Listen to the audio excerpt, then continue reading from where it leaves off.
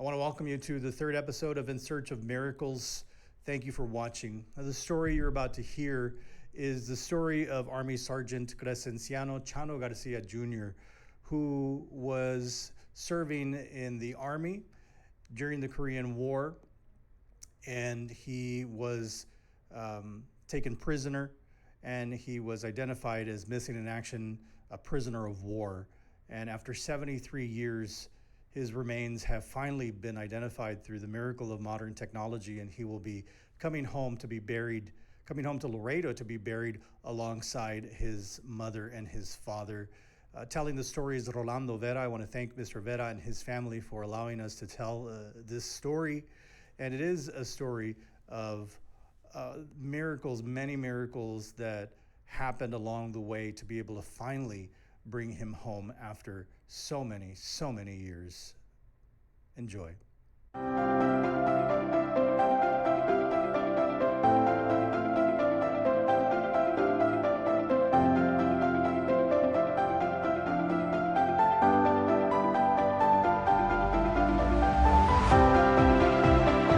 Rolando, first of all, thank you for being here to share your family story, your uncle's story.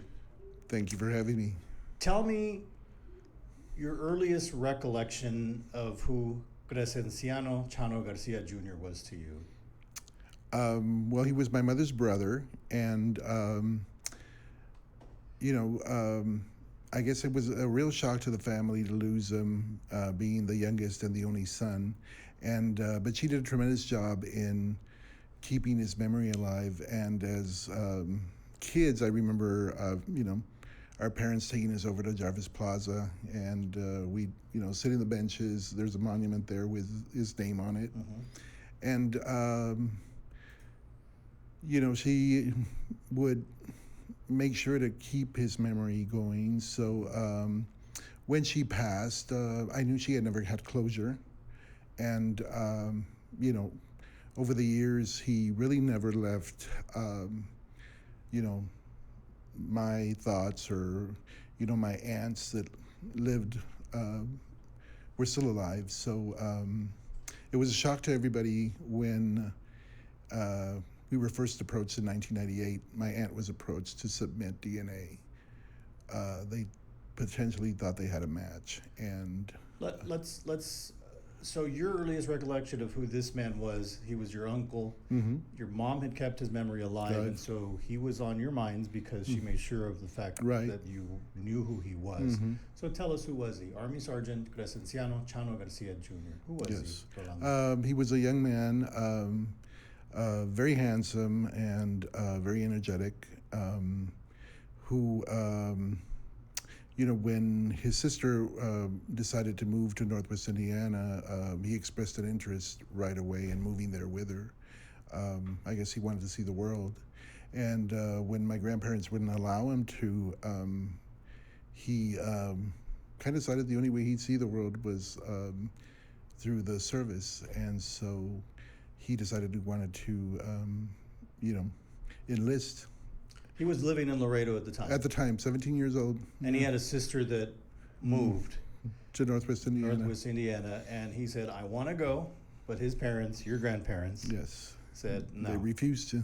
Okay. And so when he approached him about the service, clearly they weren't in favor of that at all. They didn't want him to enlist. But he pleaded with my grandfather, who finally, at the advice of one of his sisters, said, I think you kind of should let him, go ahead and go. And he was 17, so his dad had to actually sign for him, correct? For him to go into basic training. And he was the youngest of 5 kids. 5 kids, yeah. And so... The only boy. Yeah. Yeah. Oh, he was the only boy? Boy. Mm-hmm. Oh, so, yeah. So it was especially difficult for them. But eventually his dad said, Agreed to let him go. Yeah. And where did he go from there? A training, basic training camp in Kentucky. Mm-hmm. I believe it was Lexington. Okay. And he did his basic training, came back, and then went overseas. Sure. Yeah. What do you know about your family around that time? He was 17, so he had lived all his life here, his short life in Laredo. What do you know about how they were as a family at that time? Well, they were very united. Very, they were a tight knit group, and unfortunately, you know, the steel mills that were opening up in the Northwest kind of captured the attention of the husbands of of his sisters, and so as they began marrying off, it ended up that three of the sisters moved with their husbands to that area, and so he was very, pumped up and wanted to move there with them. I never had the opportunity to go, but you know, his parents, my grandparents, kind of prevented it from happening. So your mother was his. How was she related to Chano? So that's his sister. There was my mother was born in 1925, and he was born in 1931. Oh, so there was like a 6-year gap Okay. between them. So they were all endeared to him. Sure. And he was the baby boy. Baby boy, exactly. Wow. And so Your mom didn't move though; she stayed here. no, she stayed local. My dad, after he served in World War II, got a really good job with United Gas, which was the natural gas provider. Okay. In the early 70s. And so, yeah, he had Yeah, he had a good job. good job. No need yeah. to go to no. Northwest Indiana. Right. And so, really, your mom was the only one that stayed behind, right? Because Correct. the other three moved, Correct. and your Correct. uncle went Yeah. to the service. Correct. So then, there was military service already in the family, Mm-hmm. Yes. and so maybe that's why he was inspired to go, or was it simply because he was? At the time, it was a troubled time. There was a draft at the time as well, Yeah. if I'm not mistaken. Yeah, the Korean War was Yeah, happening. and so. And did you think he knew all of this? Well, I expect, he seemed a very, my mom described him, he seemed a little bit, ahead of his time as far as, maturity. And so, he was very well aware of what was going on around the Sure. world. And so, that kind of drew him to. Yeah. And did your mom talk about him a lot, Rolando? I mean, you remember her talking about him on a frequent basis? I mean, and how would she speak of him? Was it a sadness? Was it joy? Was it just simply trying to keep his memory? I'm certain it was sadness inside, but she Sure. tried to maintain a very positive attitude towards it. And I remember an occasion in the mid 70s, probably around 1975, which this would probably have been maybe 24 years after the fact. There was an article she was reading the paper, and she came across an article where some MIA POWs had all of a sudden surfaced that they had actually hidden. And all these years thought the war was still going on, which there was a war, between North Korea and South Korea. But, so she runs to my dad, and kind of, I could see the sense of, it giving her hope, Yeah. And so. What do you know about, and because we haven't really talked about it yet, what do you know about when he went missing or that time period? So he joins the service. Eventually, he ends up going to Korea because of the war, and he goes missing. He gets taken prisoner. Correct. So what do you know about that? Well, time or how it happened? We were very fortunate. My oldest sister, who is 75 now, her earliest memory of childhood was playing in the front yard of my grandparents' home, and my parents were both there. And a car turned the corner, and it had, something stamped on the side doors that it was a government car. So, although they had notices that he was missing in action, they never confirmed his death. And that was when they came to tell him that they were confirming that he had, you know, he was declared officially dead. His mom, your grandmother, right? Mm-hmm. She had suspicion though, because he had been, I read somewhere, he had been Right. writing letters and the letters stopped. Correct. So we were very fortunate when the government came to tell them, they brought all his belongings. Wow. So all the letters that my grandmother had sent him, he kept. All the letters that he sent my grandmother, she kept. And for my grandmother having been, you know, a Mexican immigrant with little or no education, she took the letters and put them in chronological, you know, date order. And so as you get to the end, to this day, the letters still exist. We've released some of them to media, but there is a letter where he's saying, you know, I'm going into combat, tomorrow, and you know, it'll be a while before we get back. I don't know when I'll be able to write you back, but I eventually, you know, will. And so that's when his letters stopped. And then her letters to him were kind of frantic because she wasn't hearing from him. And then they received notifications in the mail that, you know, he was missing. And until that day that they came to officially let him know that he was, you know, declared dead, because they never found him, is when, you know, all that. He deployed to Korea with headquarters Company 9th Infantry Regiment, 2nd Infantry Division in 1950, and was reported missing in action during a battle by Kunori in South Korea in December of that year. I'm getting this from military.com, by the way. They wrote a very nice article about this, and that's how actually we kind of got connected because of someone that was familiar with what we were doing here. So they were receiving letters that he was missing before they knew that he was officially missing, or how did they handle that? They sent communication that he was missing in action, and then when they declared him an MIA POW, and then you know, it wasn't until the time in 1951, I believe, at some point that they, or early 1952, that they declared him dead. Any recollection from your mother about that time, about what his parents were going through when all of this was happening? Well, my grandmother took it especially hard.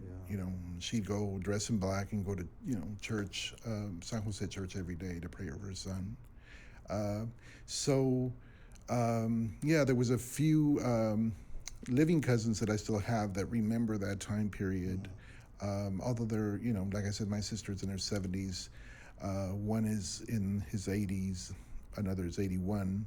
But they do have, you know, very vivid memories of the time after and how difficult it was for them and to try to adjust, you know, and go on without him. So. I mean, in the grand scope of things, you have to really try to put yourself in 1951 because things were much different. Very different, yes. I mean, I can't imagine what his parents were going through. Exactly. You know, you didn't have social media, you didn't have the technology. You're waiting around for a letter. Exactly. You don't know when it was sent. Exactly. There's a lot of questions surrounding it, and so that must have been a very difficult time for the family. Exactly.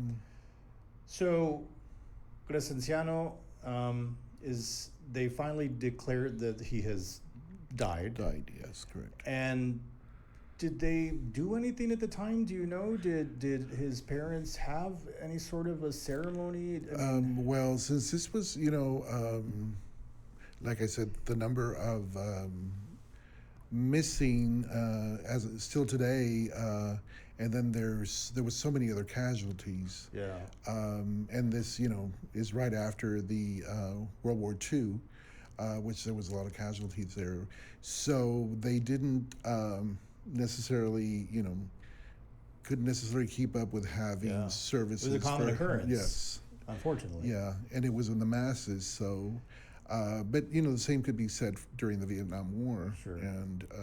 but I'm guessing if your mom was a faithful... If his mom was a faithful woman, she was probably offering masses for him, and obviously there was a period of mourning and then just not knowing. Exactly. Not knowing. Not knowing part, Is had to have been just... Did that stick with your mom? I think it ate away at him, you know. At the whole family. Yeah. Your mom? After my mother died, I was 13 when she died. She was 52, and When your so mother died? when my mother died, She died young. yes, and then my grandmother became one of my legal guardians, and I stayed with her on weekends. Mhm. So during the summer, hot summer evenings, we'd sit outside on the porch and the rocking chair she had, and she would still speak about it, and yes, that she often wondered, and you know that if you know she lived with the resentment that my grandfather was kind of pushed into allowing him to go. Yeah. So it was, she went for many, many years. Even she lived to be she died in 92. She lived to be in her early 90s. And, but still in the conversations I had with her towards the end, she felt robbed. That's a long time to suffer, to mourn, to not know. Yeah, and to never have closure either, And Cresenciano's father, your grandfather, how long did he live? He died in 1962, so about 8 years Yeah, not after. long after Yes, he died. yes. He was a diabetic, and the complications that come with Sure. it, and with the that burden to live with, it kind of accelerated his illnesses.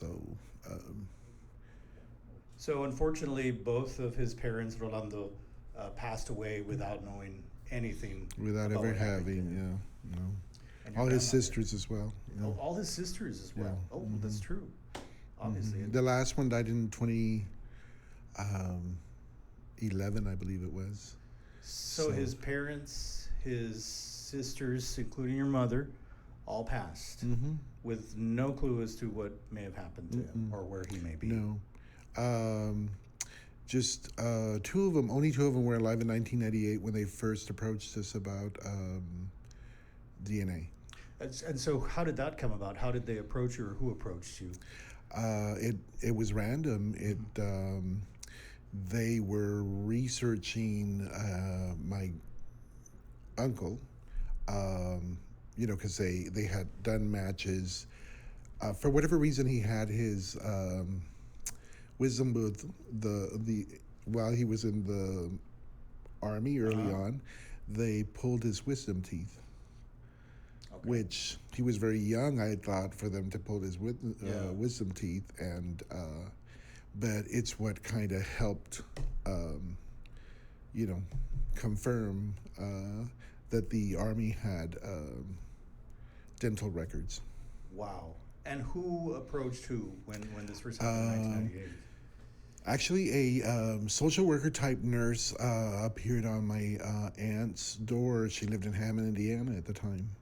And she was caring for her husband, who was an invalid, and he had been a World War II hero.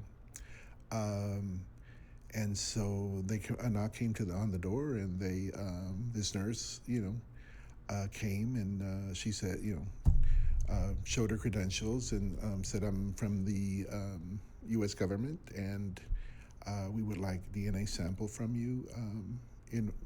We believe we may have located your brother's remains." But nothing came of it. And 1998, and then... Yeah, and DNA, it was very early on for DNA as well.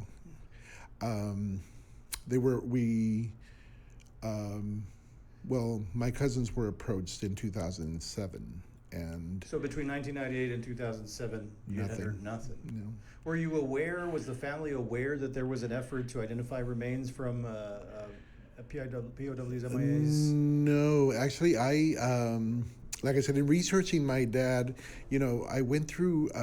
It was right around the time the film Saving Private Ryan was released, and growing up, my dad was in World War II, and it was always, cuando estábamos en el ejército, and when we were at war, and he started telling his war stories, and after a point, I would think, oh my God, here we go, and another war story, please, and but when I saw the film, it's just like,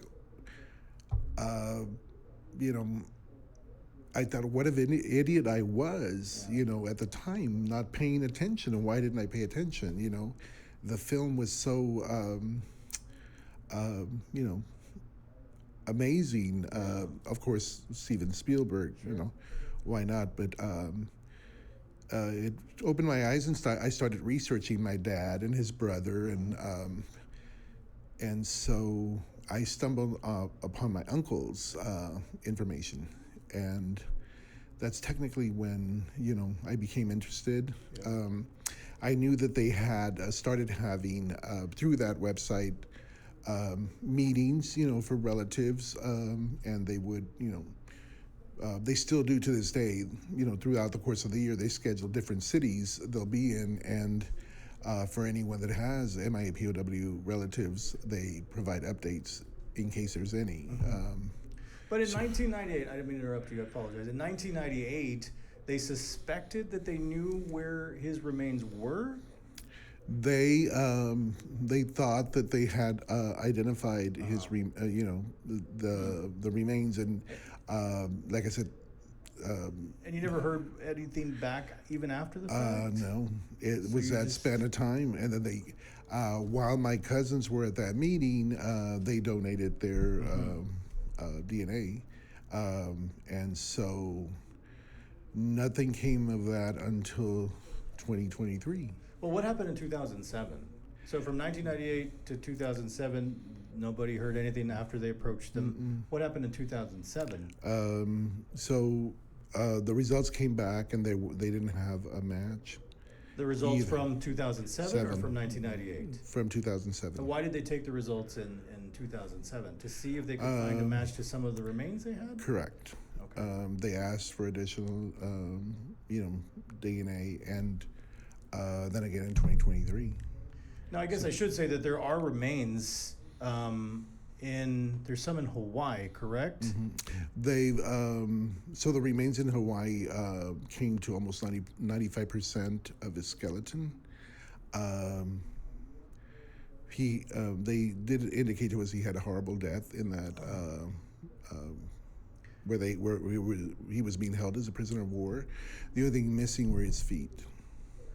So, but there was, it's called the Punch Bowl in Hawaii, correct? Correct. He was buried there at the National Memorial Cemetery of the Pacific. So they knew they had remains, I guess Correct. is my question. And Correct. and they had other remains, and they were in the process of, so I guess in 2007 they had remains to match the DNA too. Gotcha. It was just wasn't the percentage, the threshold that it had to reach to confirm. And as the DNA technology kept advancing, is the reason why they approached this again in 2023. I mean, maybe you don't know this, but are the remains from the Korean War, are they specifically there in Hawaii? So those are all nothing but the remains from the Korean War. So that's what they were matching up against. So in 1998, potentially, it was the same remains that were there in Hawaii. And forgive me, because I know nothing about this. So okay, so then 2007, and again, they swab, and nothing. Nothing. Okay. But at this point, there's hope. Correct. I'm guessing. The percentage had increased, but just not to the level that it needed to be. To be able to definitively say, this is Cresenciano. Right. Okay. So now, now they know they would need more than just a few samples. So this last time it was my cousin and her brother, but it was my cousin Sandy whose DNA Really? had exceeded the. And how did she come to donate? How did? Well, she became very active with attending the meetings, and she stayed in contact with that veteran, and they, like their mother, like my mother, always held out hope, and so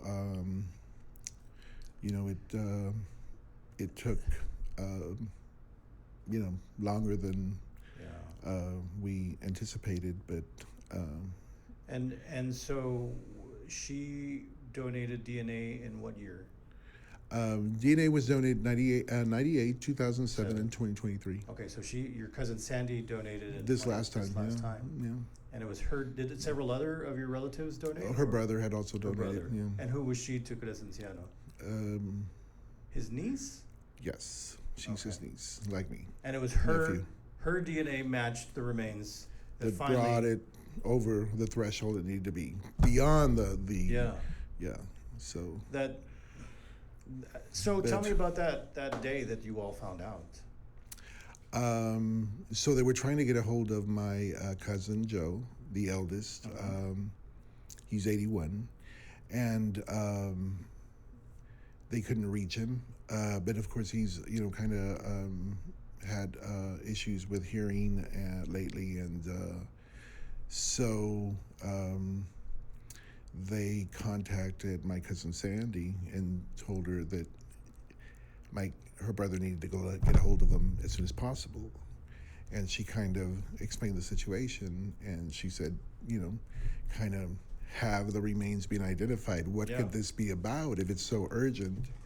And then sure enough, they told her over the phone that the last analysis they did to the DNA that was provided reached the numbers it needed to reach. Where were you when you found out?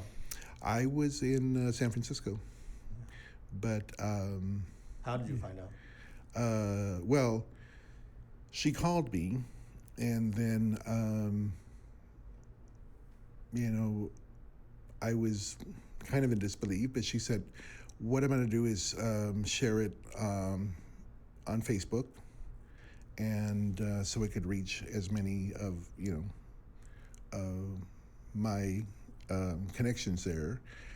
She goes, and then once I post it, then you can share it on your profile to, who you're connected with, that are relatives and friends that might have not been connected to her. And it just went, snowballed from there. Who was the first person you thought of when you found out? My mother. Yeah. I just, I saw, well, I'm sure there were parallels of unique circumstances for every MIA POW. And so, to all the survivors, current survivors of people that are still missing, I see the humanity and the fact that they, are holding out hope. So it gave me kind of an inner peace that he'll finally come home and rest alongside with his parents. So 73 years after Chano goes into the service and has to go to Korea, gives his life for his country in Korea. 73 years after all of that, Army Sergeant Cresenciano Chano Garcia Jr. has finally been identified, his remains, and he's going to come home. Boom. And he's coming to Laredo, isn't he? Yes. He is coming to Laredo. We had a meeting, I believe it was June 24th, with the representatives from the Army, one of which is his current casualty assistance officer. And they gave almost a 3-hour presentation, but they chronicled everything that had happened to him and where he was, where he went. And, they went into combat and, with the Koreans, but then I believe it was the Chinese that sent additional forces, which were numbered 300,000 versus the just a couple of hundreds that, he'd gone in with, and they were ambushed almost immediately. They were outnumbered. So all they found was, everything abandoned. It was a difficult presentation to sit through. Some of the subject matter was very graphic, detailed and graphic, and so but you know, And you made reference to his remains, and what part of his remains do you will they bring home? So they were able to reconstruct the almost 98% of his skeleton, Wow. and like I said, there was an issue with somebody took his boots, perhaps, and you know, took his feet along with Yeah. them. But so you know, it's good to know his journey, at least you know Yeah. some of it, and I hope that, like I said, this transcends into you know other families, you know, and the hope they hold out. Um, You're getting but some media attention. Why do you think that is? um, well, I think you know the whole thing is unprecedented. It there's a focus on it from the DNA industry, you know, and the people that are in the advancements, and then there's of course you know survivors that still hold out hope, and then you know there's lots of veterans that are out there that are very excited and you know have just you know there's been some amazing things happening. When the AP released the story, um, it ran on several media outlets, but for some reason, the KD News, which is just outside of Houston, Okay. ran an article in their online paper. And when I finished reading the article, I started reading the comments that some people started, you know, putting and said, "This is a true hero." Yeah. The family should disclose his funeral service information. This one guy said, "Well, you know, either one of the two school districts in Laredo should consider naming a school after him. You know, that's a true hero. Yeah. That's rather than you know the educators or the you know people holding political office Yeah, getting absolutely. schools named after that. I think that this would be somebody that paid the ultimate sacrifice Yeah. and would be deserving of an honor like that. So Now I should be uploading this episode before both ceremonies, and I say both ceremonies because there will be two ceremonies, but he'll be buried in Laredo with next to his parents. Parents, correct. And so the first ceremony will be September 16th, correct? Correct. And that will be where? Gary, Indiana. Okay. And I believe there's about 500 people attending, plus politicians, dignitaries, and Sure. then there's a lot of veterans in that area that had responded and will be attending as well. So They want to welcome their brother home. yeah, And then Laredo will we'll follow. Yes, see Cresenciano on October 14th. Correct. This is a big deal. Rolando. It you know I mean, by the tone of our voices, you can't yeah. really tell, but this is a big at deal. the meeting they told us this is unprecedented. We expect a lot of national media interest. Be prepared. So I came down here. I'm very fortunate. I work remote, so I don't, you know, have to report to an office Sure. every day.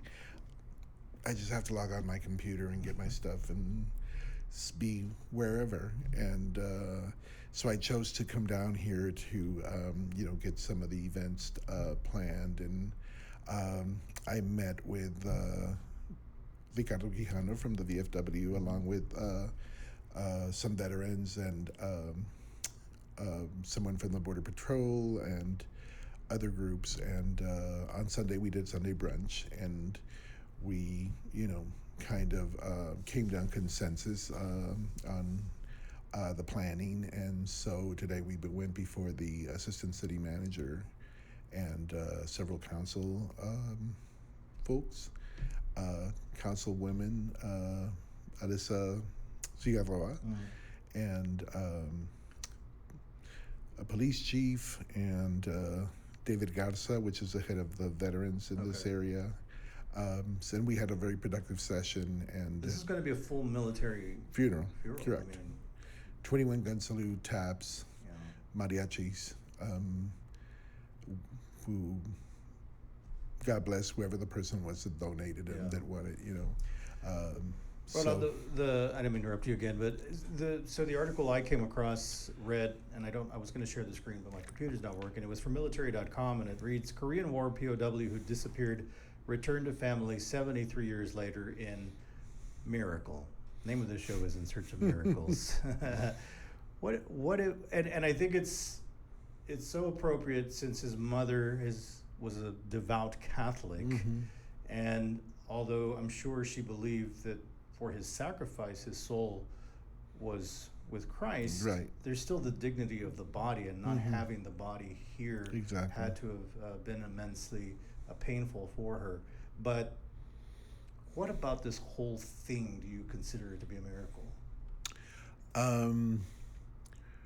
Well, for me, it's just how it kind of came about, and I don't think that if my cousins had been so passionate about how they felt that they continued pursuing the possibility.